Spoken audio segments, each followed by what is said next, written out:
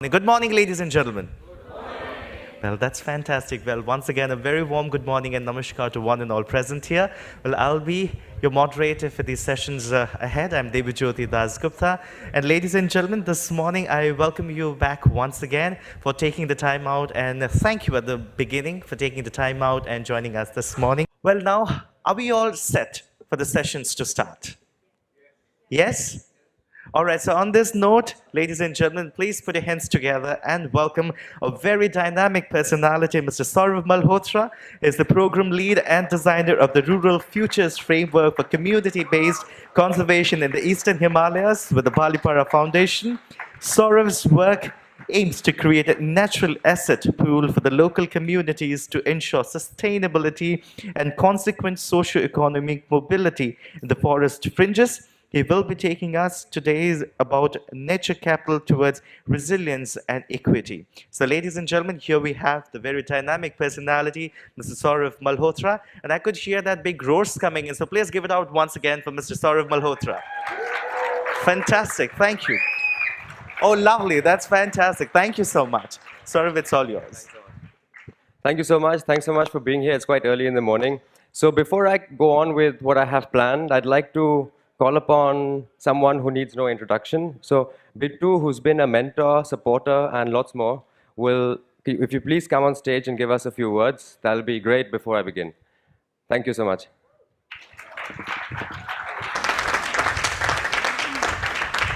Lots of words have been spoken already.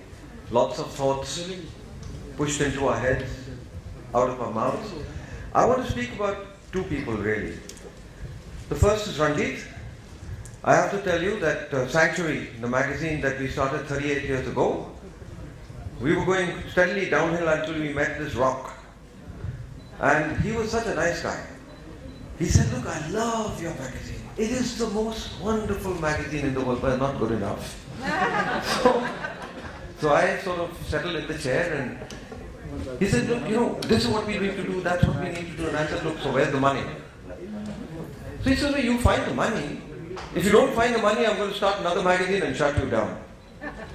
Now that, Ranjit, was incentive enough. This was in the 90s, and Sanctuary has now become the Grand Central Station for conservation in India. It was thanks to that character there. Would you let us stand up? They've never seen you before, Ranjit. Come on.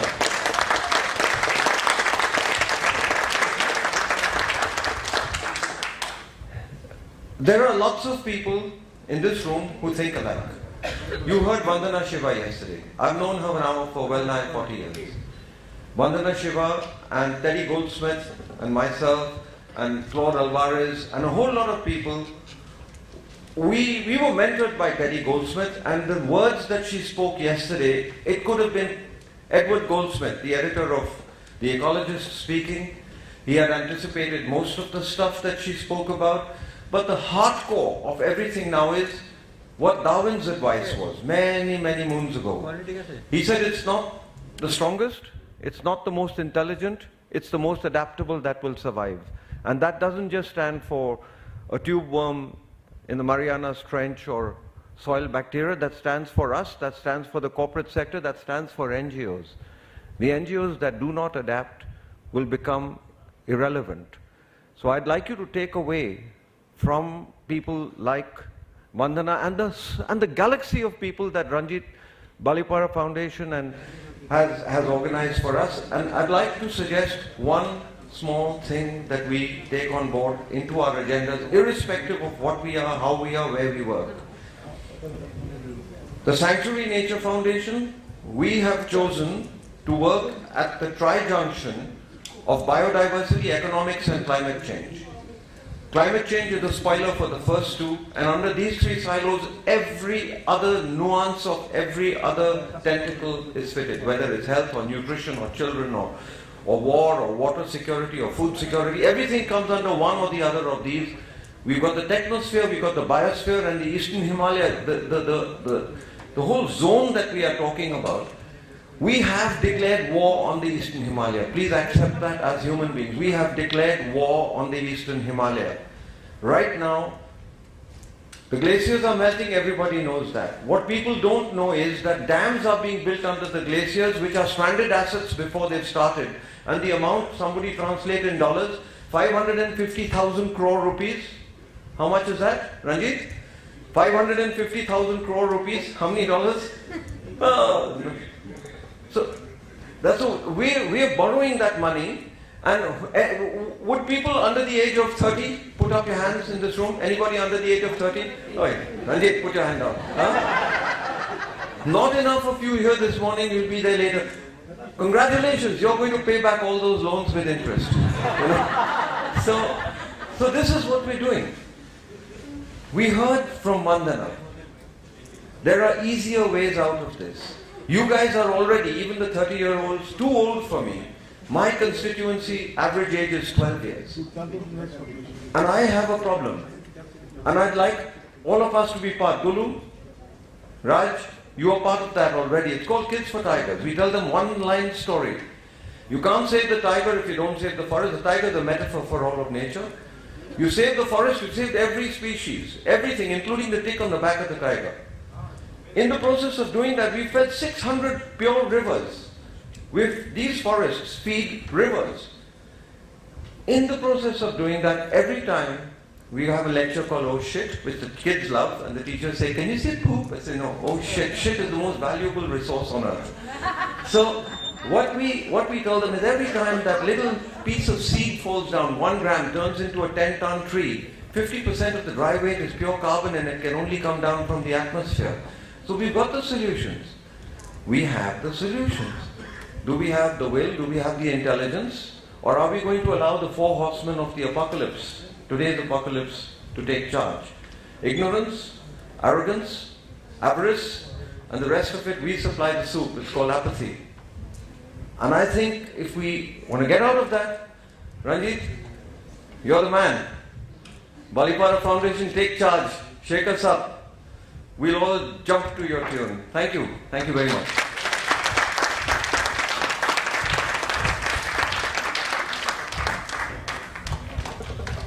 Thanks, Bittu, for setting the tone for what I'm going to talk about next. So I think I'll start by just showing you a short movie, which is a collection of a few of the documentaries that we made last year. So it's basically a minute of about 4 documentaries put together. I think you've seen parts of 2 already last year if you were here, and there's 2 new ones that you haven't seen. So can I have the movie now?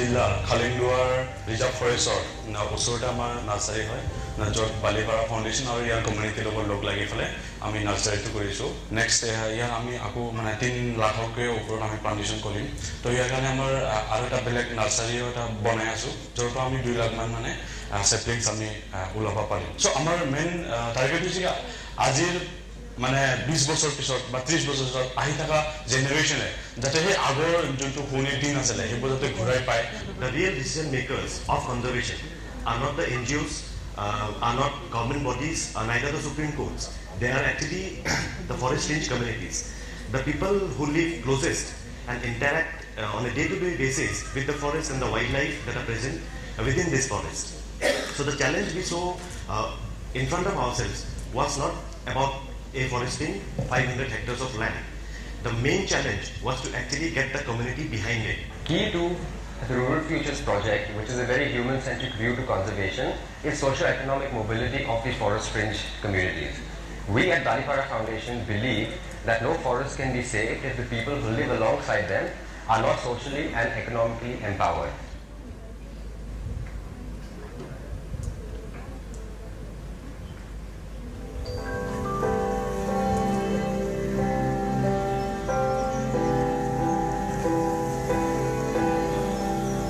Eastern Himalayas has been blessed with tremendous biodiversity and hundreds of indigenous communities. These communities are very rich in their cultural heritage. We organize different workshops and training programs with these communities through our national school. How to do a botanic trail, how to document birds, butterflies, insect diversities.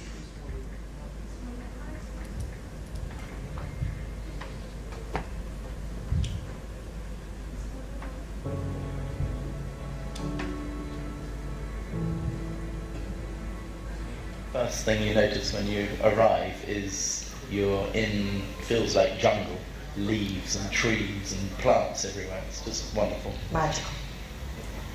I enjoyed the meandering path through the jungle, the nursery for the regeneration of the plants and the trees. It was very, very positive feeling, like you're being guardians of it and really assisting and helping the communities here. When we got out of the coach, we had to walk through the rice paddy fields, and it was just so wonderful because there was no paths, and we just trampled into open space and nature. But what was even more lovely was the young children came and they spoke to us, and then they danced and they sang, and we were able to interact with them.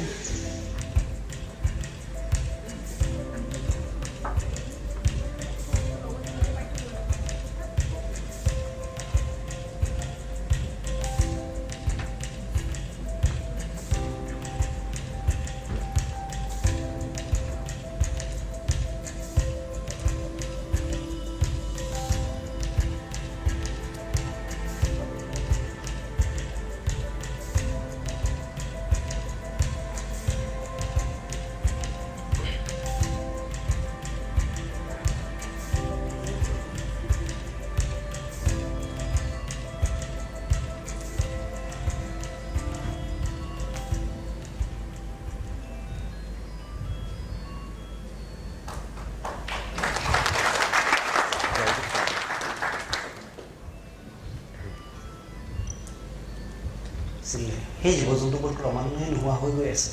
এজন নাগৰিক হিচাপে, এজন শিক্ষিত ব্যক্তি হিচাপে আমি সেই জীৱ জন্তুবোৰ, বিপদাপন্ন জীৱ জন্তুবোৰক আমি ৰক্ষণাবেক্ষণ দিব লাগিব। বন্য জীৱ জন্তুসকল জীয়াই থাকিলেহে আমি মানুহবোৰো জীয়াই থাকিব পাৰিব, কাৰণ আমি ইটোৰ লগত সিটো সদায় জড়িত। এনেকুৱা কনফাৰেন্সত অহাৰ পিছত বিভিন্ন মানুহ আমি লগ পাওঁ, বহুতৰে মানে বহুতৰ লগত আলোচনা আৰু বহুত এইবিলাক কথা শুনি পেলাই কিছুমান আইডিয়াবিলাক আহে যে কেনেকৈ কৰিব লাগে।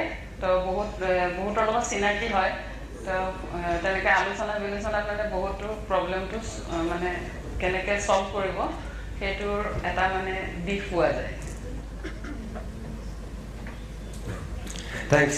So I think that movie kind of summarizes like 4 of the major verticals that we are looking at through Balipara Foundation, and I think the main commonality between all of these verticals are the existence of forests and the existence of thriving forests and natural assets. So what I'm going to now talk about is purely the work that was started by Robin in 2015-16, and that was also my induction into Balipara Foundation in 2016, and that's what we're kind of trying to take forward together. So basically talking about how forests and nature capital can try and provide for social delivery assets and social mobility assets, and how that can actually be a form of universal basic income or universal basic assets in the future. So I'd like to start with talking about the program that we began in the Udalguri district in the year 2016. We've successfully finished phase 1 of this project, a lot of thanks to Mr. Anil Kumar, who's here in the audience with us. Thanks a lot to Axis Bank and to all the other funders. And I think I think more than just a habitat restoration project, this project has been an experiment in the social sciences, an experiment in being in a community where no NGOs were present, and also being in an area where we're trying to not just restore the habitat, but also build habitats for humans and forests and wildlife to coexist in one plane. So this project has really set the tone for everything else, and Robin and his team have been taking this forward. And what this has really led to is that So the creation of a natural asset bank, and this is just in the process, so we have a plan of 6 years and 1 million saplings, and it's kind of a third in the way. But really what this is creating is, so it's enhancing the natural capital worth of that area, which is, I think, resulting definitely in a healthier forest, but also in healthier water supply systems and restoring habitats not only for the elephants, but also for tigers and for everything else that's present. And I think the restoration of a habitat, I think WWF had done a phenomenal study 2 or 3 years ago, where they calculated the worth per hectare of a tiger habitat restored. And the report basically talked about how 1 hectare of a tiger habitat is worth over $4,000, which is a lot when you kind of look at the water, look at the forest, look at the trees, look at the carbon sequestered, look at all of that. So really, I think if we start to look at forests as a form of capital, and if we start to believe that forests can actually give us all the assets that we need for a healthy existence, that will be really the way forward. Since having done that project in Udalguri, we've just launched a similar project in the Balipara Reserve Forest area. So this is the forest connecting Assam and Arunachal Pradesh. It's a similar project with similar scope, planting 1 million trees in 6 years, but also using habitat restoration as the entry point to deliver all the other social delivery assets. So what you see here is our targets are about to plant 1 million trees, but also on the sidelines organize other skill development programs and deliver other social delivery assets. What we've already done is we've launched a few ecotourism homestays. Some of you have already been there and seen it. So we've launched 3 other homestays and we plan to launch 3 more later this year. All of this work has been done by Gautam, who's in the audience and you've met. We're also using the Eastern Himalayan Botanic Arc as a hub for tourism and as a hub for actually generating extra livelihoods and of generating this new vision of Balipara County that we all share.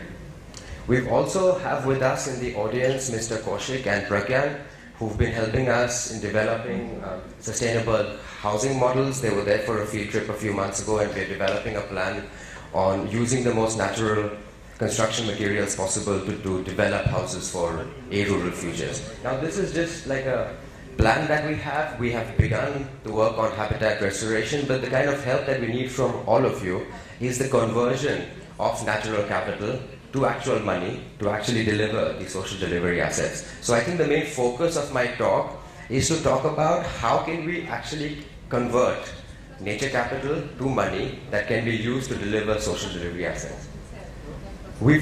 So we also have been toying with the idea of universal basic income and universal basic assets. In fact, we had a small seminar last month at the Tata Institute of Social Sciences. Raj was a part of the audience, and Piyush from WWF, a few others. So we are actually just beginning to think about how our forests can serve as our natural capital bank and how can we use that bank to provide for the forest ranges. So what we see here is just an outline map of Assam. So if we imagine that Assam is full of trees like it was before tea came in and much before 400 years.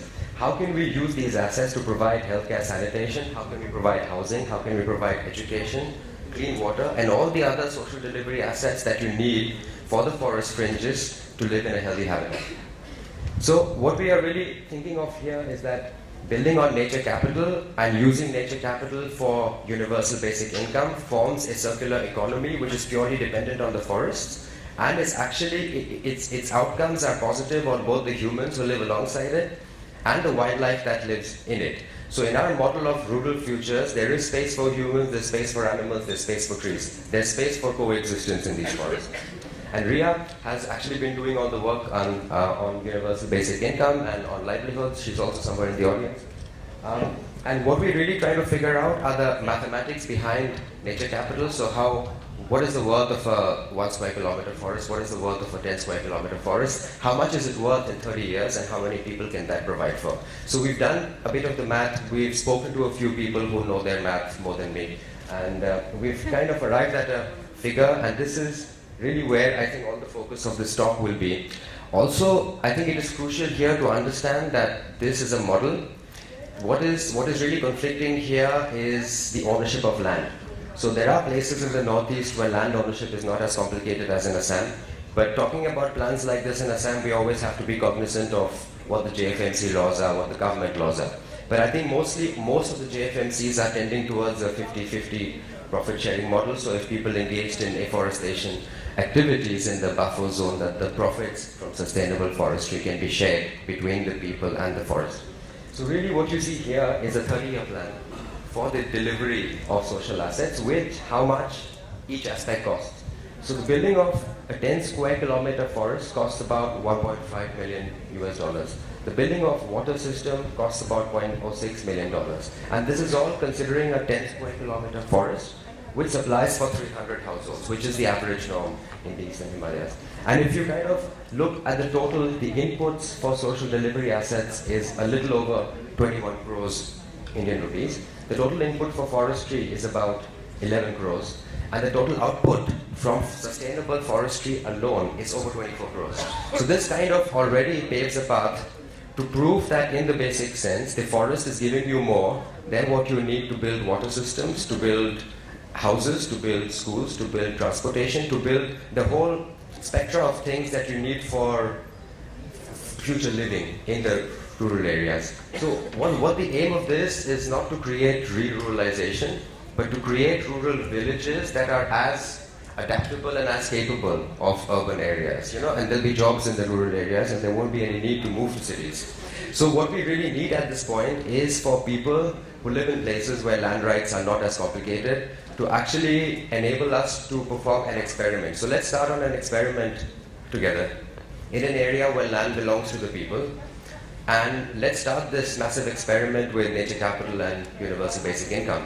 And when I mean universal basic income, we kind of talking about universal basic assets, so it doesn't really have to be the money, but it's more about using nature capital to build schools, to build houses, to build all of that. So I think I'd invite you guys to have a chat with us over the next break and let's talk about how we can make this happen. Let's talk about how we can make this happen in an area where land belongs to the people. Thanks.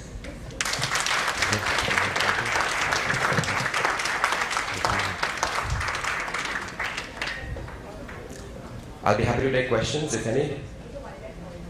Yeah?